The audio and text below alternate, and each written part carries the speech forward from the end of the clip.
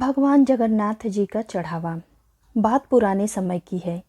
एक सेठ के पास एक व्यक्ति काम करता था। सेठ उस व्यक्ति पर बहुत विश्वास करता था। जो भी जरूरी काम हो सेठ हमेशा उसी व्यक्ति से कहता था। वह व्यक्ति भगवान का बहुत बड़ा भक्त था। वह सदा भगवान के चिंतन, भजन, कीर्तन, स्मरण, सत्संग आदि का लाभ लेता रहता था। एक दिन उसने सेठ से श्री जगन्नाथ धाम यात्रा करने के लिए कुछ दिन की छुट्टी मांगी। सेठ ने उसे छुट्टी देते हुए कहा, भाई मैं तो हूँ सांसारी आदमी, हमेशा व्यापार के काम में व्यस्त रहता हूँ, जिसके कारण कभी तीर्थ यात्रा का लाभ नहीं ले पाता। तुम जा ही रहे हो तो यह लो 100 रुपये मेरी ओर से जगन्नाथ प्रभु के चरणों में अर्पित कर देना। भक्त सेठ से 100 रुपये लेकर श्री जगन्नाथ धाम यात्रा पर निकल गया। कई दिन की पैदल यात्रा करने के बाद वह श्री जगन्नाथपुरी पहुंचा।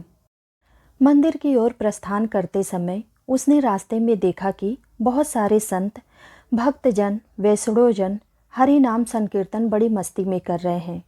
सभी की आंखों से अश्रुधारा बह रही है। जोर जोर से हरि बोल गूंज रहा है। संकीर्तन में बहुत आनंद आ रहा था। भक्त भी वहीं रुककर हरि नाम संकीर्तन का आनंद लेने लगा। फिर उसने देखा कि संकीर्तन करने वाले भक्तजन इतनी देर तक संकीर्तन करने के कारण उनके होठ सूखे हुए हैं। वह दिखने में कुछ भूखे भी प्रतीत हो रहे हैं। उसने सोचा क्यों ना सेठ के 100 रुपये से इन भक्तों को भोजन करा दूं। उसने उन सभी को उन 100 रुपये में से भोजन की व्यवस्था कर दी। सबको भोजन कराने में उसे कुल 98 रुपये खर्च करने पड़े। उसके पास 2 रुपये बच गए। उसने सोचा चलो अच्छा हुआ, 2 रुपये जगन्नाथ जी के चरणों में चढ़ा दूंगा। जब सेठ पूछेगा तो मैं कहूँगा पैसे चढ़ा दिए। सेठ यह तो नहीं कहेगा कि 100 रुपये चढ़ाए। सेठ तो पूछेगा पैसे चढ़ा दिए, मैं बोल दूंगा कि पैसे चढ़ा दिए। झूठ भी नहीं होगा और काम भी हो जाएगा। भक्त ने श्री जगन्नाथ जी के दर्शनों के लिए मंदिर में प्रवेश किया और श्री जगन्नाथ जी की छवि को निहारते हुए अपने हृदय में उनको विराजमान कराया। अंत में उसने सेठ के 2 रुपये श्री जगन्नाथ जी के चरणों में चढ़ा दिए और बोला, यह 2 रुपये सेठ ने भेजे हैं।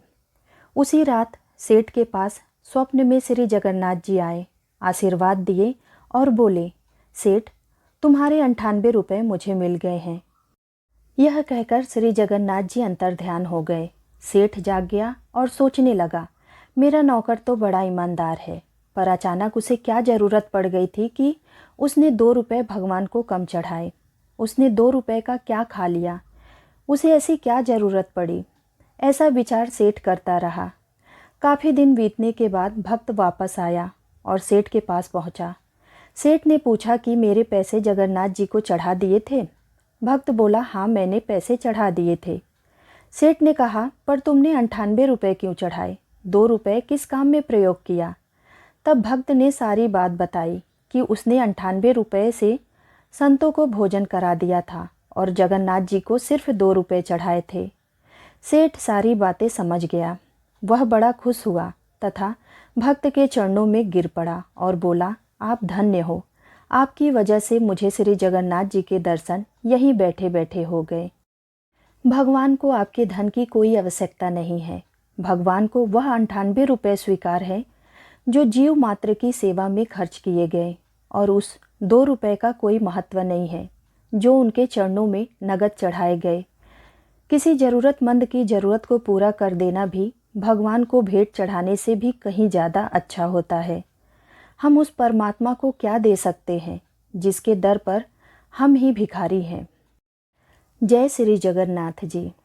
उम्मीद करती हूँ आप सबको यह छोटी सी कहानी बहुत पसंद आई होगी। ऐसे ही नए नए कहानियों के साथ जुड़े रहने के लिए कृपया मेरे चैनल को लाइक और सब्सक्राइब ज़रूर कर लीजिएगा। धन्यवाद।